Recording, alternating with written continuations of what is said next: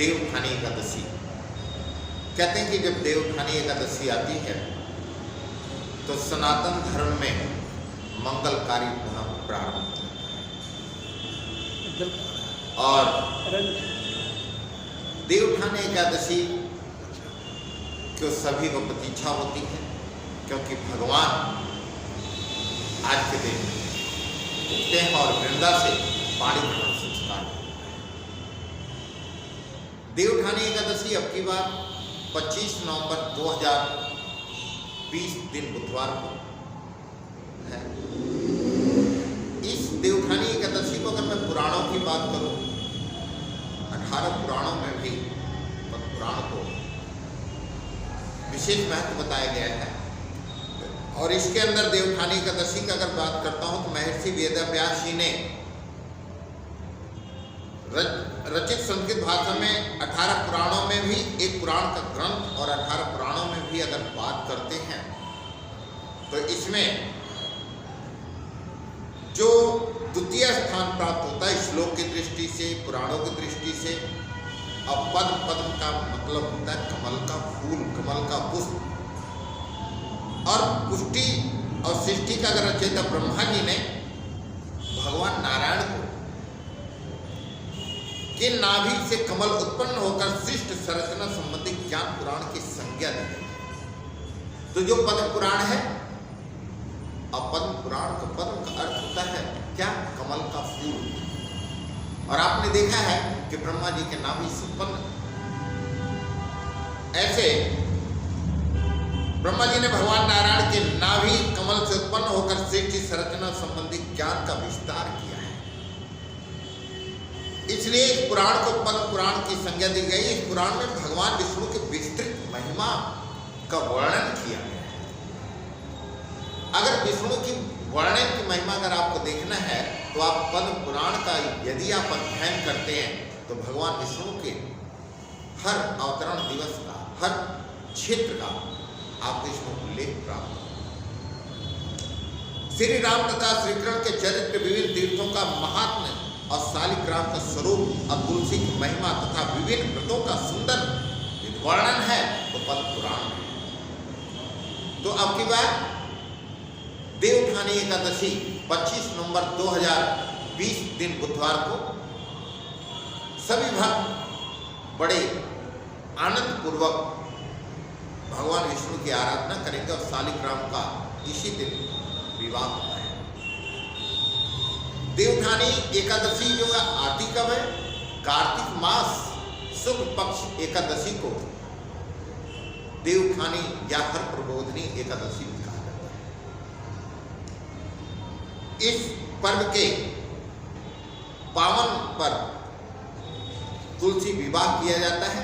कार्तिक मास में आपने देखा होगा कि प्रातःकाल सनातन धर्म में माताएं प्रातःकाल उठना, सूर्योदय से पहले स्नान ध्यान करना, कार्तिक का व्रत सुनना और तुलसी जी को जल देना, तुलसी जी में घी का दीपक जलाना, तुलसी को बेटी के रूप में परवरिश करना, यह हमारे सनातन धर्म में बड़ा ही बेहद खास है। पूरे महीने जब सेवा करती हैं, सेवा करने के बाद जब देवउठानी एकादशी आता है तो शालिग्राम के साथ तुलसी जी का विवाह संपन्न है। और पद्म पुराण में कहा गया है कि तुलसी जी के दर्शन मात्र से, स्पर्श करने से शरीर पवित्र हो जाता है और तुलसी जी को अगर आप स्पर्श कर लेते तो सारे पाप नष्ट हो जाते हैं। तुलसी को सींचने से मृत्यु का भय नहीं रहता है। तुलसी में जब आप जल चढ़ाते हैं, जिस घर में तुलसी हो उस घर में कभी नकारात्मक चीज नहीं आती। और तुलसी जी का जो वृक्ष लगाने का भगवान सन्निधि प्राप्त होती है वह उन्हें भगवान के श्री चरणों में चढ़ाने से मोक्ष की गति प्राप्त होती है। भगवान तुलसी दल और आंवला यदि भगवान के मस्तक पर रखने से नरक के द्वार बंद हो जाते हैं। अब तो आपने देखा होगा कार्तिक में आंवले की उपासना की जाती है, आंवला के नीचे बैठ के भोजन किया जाता है, आंवला नवमी। और देवउठानी एकादशी पे कहते हैं कि यदि प्रतिदिन भगवान के भोग में आप अपने रसोई में यदि तुलसी का भोग लगाते हैं तुलसी दल अपने भोजन में डालते हैं तो वह तुलसी दल आपके लिए अमृत का आनंद प्राप्त कराता है। आंवला और तुलसी को यदि ईश्वर को आप प्रभु जी को समर्पण करते हैं, समर्पित करते हैं, भोग लगाते हैं तो नरक के द्वार बंद हो जाते हैं।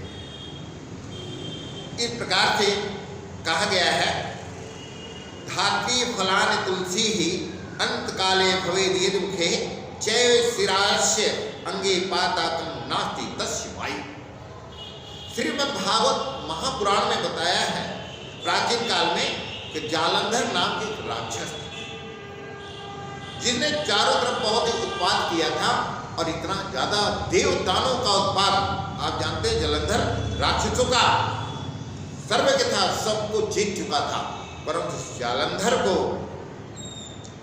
अब कैसे जीता जाए, इससे कैसे देवतागण किस प्रकार से तो भगवान को भी एक रूप धारण करना पड़ा और उस रूप के कारण से वृंदा के सत्य को नष्ट कर देते हैं और उसके सत्य को नष्ट करने के बाद जब उसे पता लगता है तो क्रोधित होकर के उसने भगवान विष्णु को श्राप दे दिया कि जिस प्रकार से आपने छल किया, जिस प्रकार से आपने ये सब कुछ रचना किया है,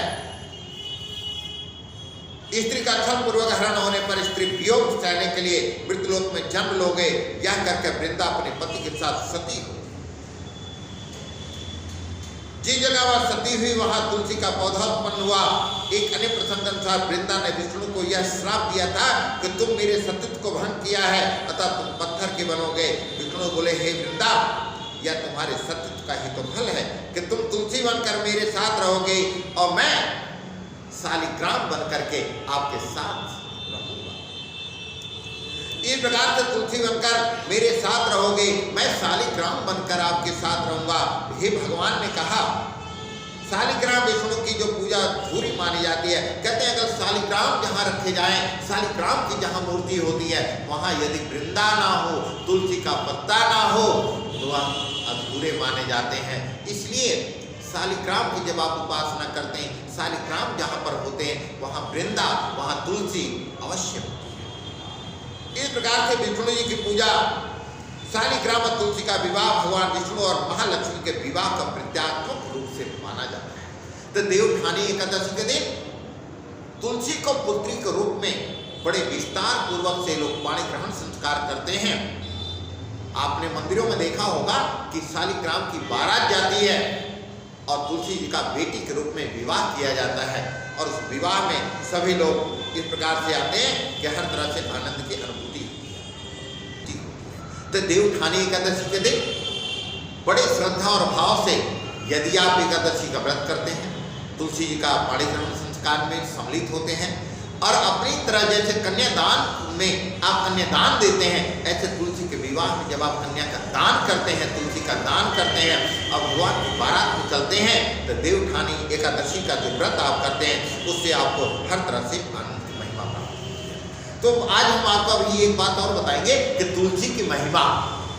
हर घर में तुलसी होती है। कई बार आपने देखा होगा कि लोगों के घरों की तुलसी सूख जाती है, आप लगाते रहते हैं और तुलसी सूख जाती है और आपके मन में विचार आने लगता कि क्या कारण है कि हमारे घर की तुलसी क्यों सूखती है। जिस घर में नकारात्मक चीजें होती हैं वहां पर वृंदा रुक नहीं पाती हैं और वृंदा सूख जाती है। तो तुलसी का यदि प्रतिदिन दर्शन करने से सारे पापों की मुक्ति होती है। यदि प्रातः काल उठ करके स्नान ध्यान पवित्र होकर के आप तुलसी में जल देते हैं या तुलसी का दर्शन करते हैं तो आपके सारे पाप नष्ट होते हैं। यानी रोजाना तुलसी माता का पूजन करना चाहिए। मोक्ष अगर चाहिए तो तुलसी जी को जल देना चाहिए, तुलसी जी पे घी का दीपक जलाना चाहिए और घी का दीपक जलाने के बाद आप पूजन पाठ करें। आप जानते हैं ना, यज्ञ हवन जप तप पूजा हर जगह वृंदा की आवश्यकता है, हर जगह तुलसी की आवश्यकता है। तुलसी जी की सेवा कर पाते हैं, पूजा करना सही विधान का है। और कहते हैं तुलसी पुराणों में भी कहा गया है कि नर्मदा दर्शन और गंगा स्नान और तुलसी पत्र का स्पर्श से तीनों समान पूर्ण कारक माने जाते हैं। नर्मदा का दर्शन करने से कल्याण हो जाता है, गंगा स्नान करने से कल्याण हो जाता है और तुलसी माँ का स्पर्श करने से भी कल्याण हो जाता है।